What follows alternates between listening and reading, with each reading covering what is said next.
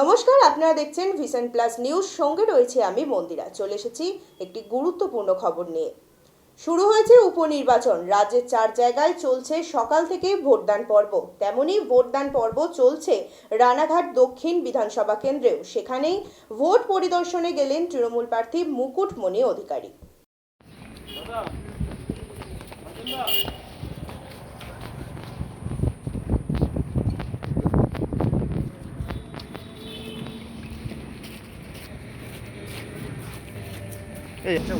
একটু ভিক্টরি দিই দাদা।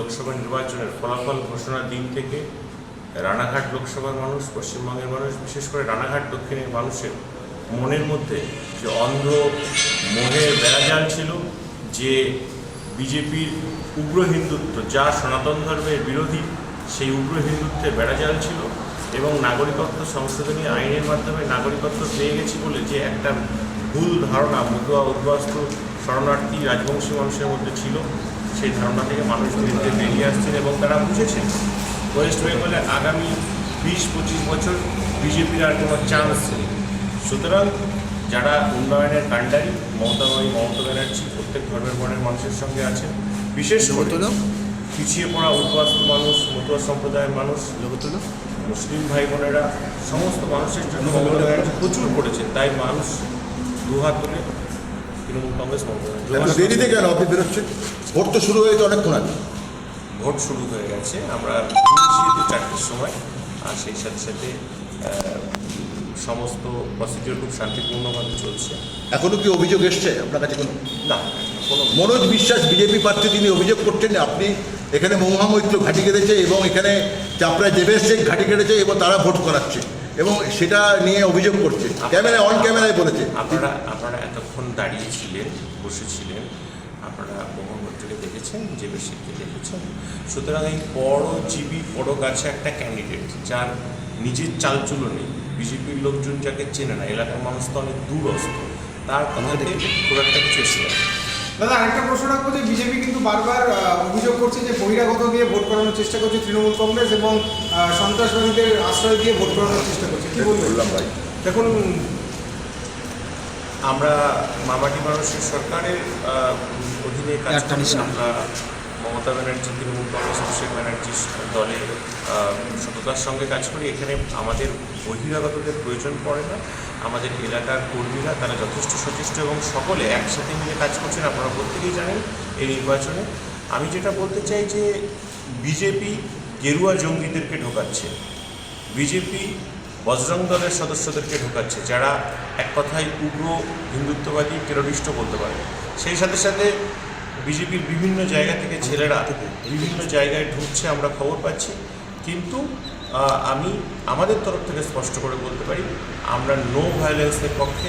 আমরা লোকসভা নির্বাচনের একটি সিঙ্গেল ইনসিডেন্ট আমাদের দল থেকে হয়নি, বরং বিজেপি আমাদের নেত্রী পূর্ণিমা দত্তকে মেরে আইসিইউতে পাঠিয়েছিল। এগুলো আপনাদের জানা নেই। কল্যাণী জওহরলাল নেহরু, আপনি তো এই কেন্দ্রের বিজেপির বিধায়ক ছিলেন, আপনার এই দল চেঞ্জ এবং আপনার রিজাইন দিয়েছেন, তার জন্য তো বাই ইলেকশন। সেখানে বিজেপির পক্ষ এই ব্যাপারগুলো এখন আসছে আপনাদের, তখন আসেনি? কোন বিষয়গুলো আসছে? মানে যে এই যে প্রশ্নগুলো জানি বলেই তো বলছি, গেরুয়া জঙ্গিরা ঢোকে, বজরং দলের জঙ্গিরা ঢোকে, জানি বলেই তো। সেই কারণে কি দলটা ছেড়েছে, বিধায়ক পদ ছেড়েছে?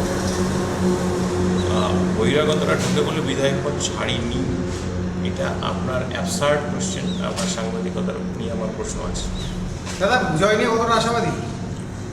100% আশাবাদী। দাদা, যেখানে জগন্নাথ সরকার প্রশ্ন তুলেছে যে আপনি এর আগের বছরে হেরেছেন, এবারও হারবেন, কি বলবেন? ছকাকে প্রথমবার 19-এ জেতানোর পেছনে আমার অনেক অবদান ছিল। 15 দিন আমি নিজের খরচায় নিজে প্রচার করে দিয়েছি। তবে তো ফতুয়া পড়া জগা আজ মেয়েবাজি করছে হোটেলে গিয়ে সারাদিন রাত।